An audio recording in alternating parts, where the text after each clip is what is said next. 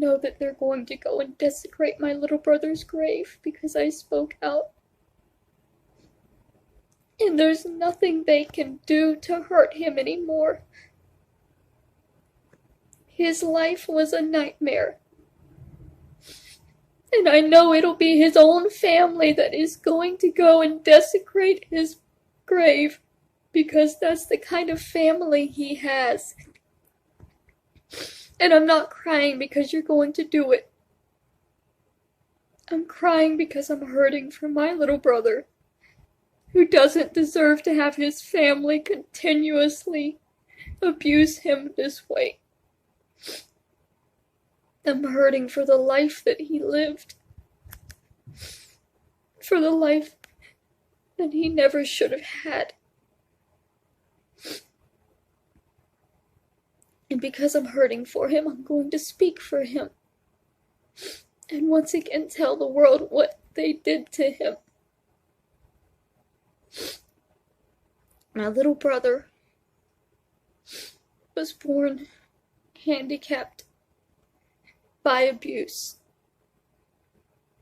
Our father was abusive. He was an extremely violent man.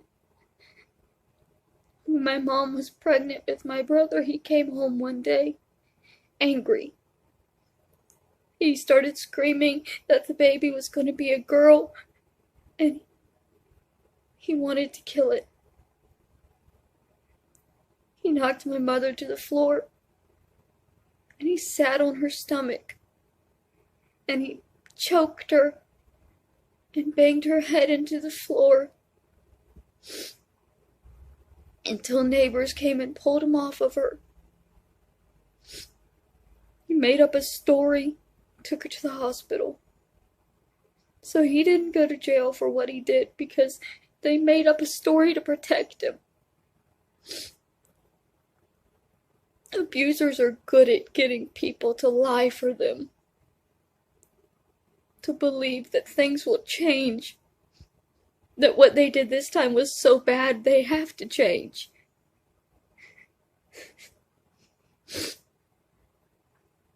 My little brother was born with cerebral palsy. They originally told us that he would never leave the hospital. But he did, and then after that he won't live another 6 months. He lived 23 years of nightmarish hell in that house, listening to his parents fight, scream, and punch each other every night.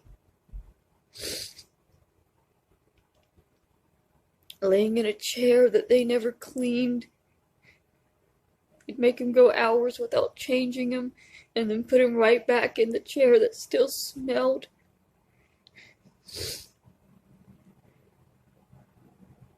They injured him a lot when he was little.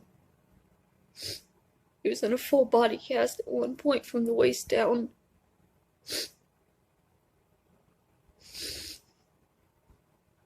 They pulled him out of school as soon as he was old enough so that they wouldn't have to deal with questions anymore from the schools.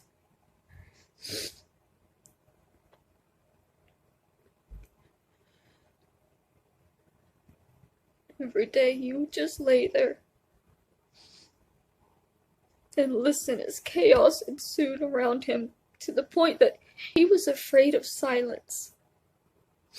We had to have something playing at all times for him, or he would be scared.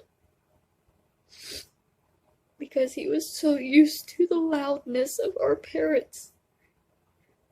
It was all he knew.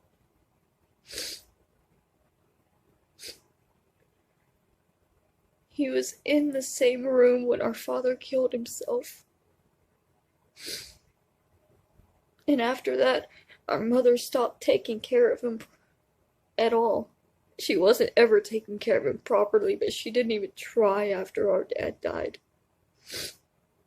She would leave him in bed all day long so that she could get drunk and tell people that she only drank when he was in bed.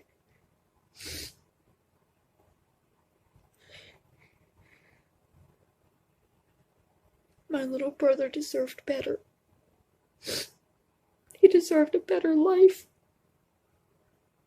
He deserves a better family. He doesn't deserve to have his grave constantly desecrated by predators needing money, because they're only doing it for financial gain. It'll be a live stream fundraiser.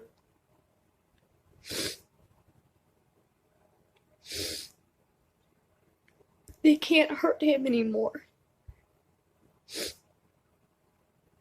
They hurt him his whole life. They ignored him, looked down on him, didn't even give him a headstone for the first decade that he was gone. And now they use him to raise money for themselves.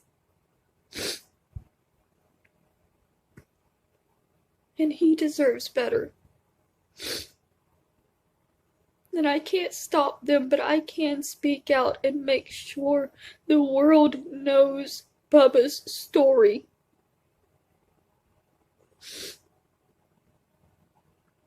When I compare Adonis Paul to Alex Jones, this is exactly what the comparison is.